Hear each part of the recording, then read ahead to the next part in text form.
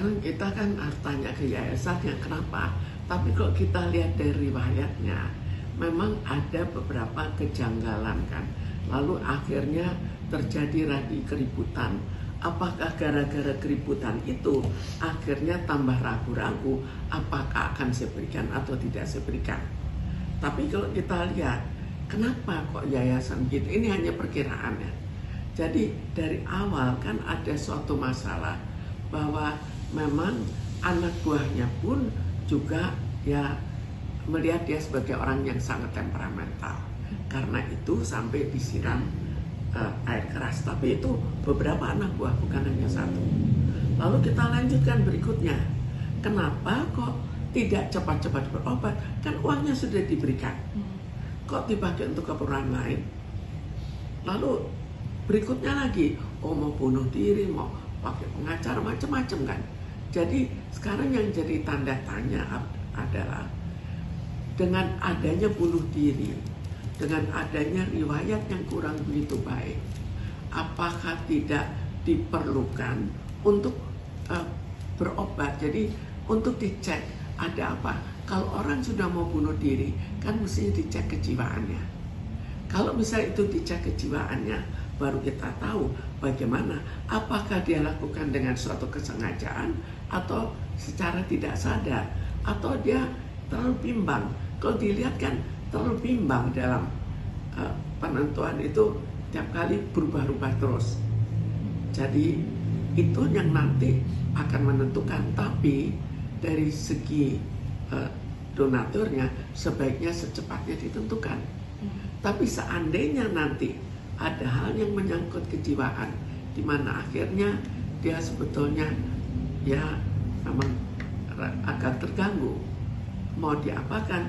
Apakah mau didonasi untuk mengatasi kejiwaannya dulu karena dia sudah mau bunuh diri, atau mau mata, atau dua-duanya, atau terlalu dendam dari ya masalah mau diperkarakan dan lain-lain, kan kita tidak tahu. Karena itu terlalu tidak konsisten, kadang-kadang begini, kadang-kadang begitu.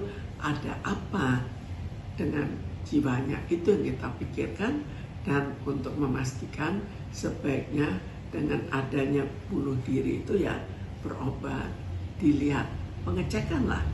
Apakah setelah pengecekan perlu berobat, itu kita lihat lagi. Sebetulnya dua-duanya juga bisa, karena kalau misalnya kejiwaan tidak untuk merusak matanya, ya nggak masalah kan, tetap dikerjakan. Tapi bahwa akhirnya nanti maju mundur, kita perlu pertanyakan. Lalu kalau memang ada dua kemungkinan kan di sini, atau tiga, mungkin yang ada apa-apa.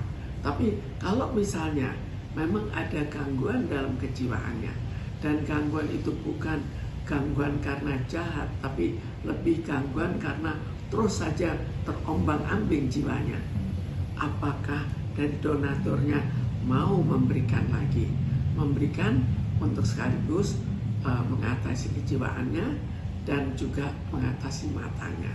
Kalau sekarang ini pertama itu adalah hak dari donaturnya.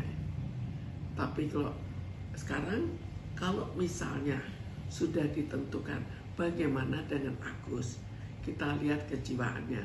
Sekarang tinggal ini secepatnya dilakukan supaya kita tahu bagaimana sih, apakah ada suatu gangguan atau tidak. Jika ada, mau diapakan? Apakah tetap mau diberikan atau tidak? Jika memang dia seorang yang jahat, mau diberikan atau tidak? Kan itu kan semua.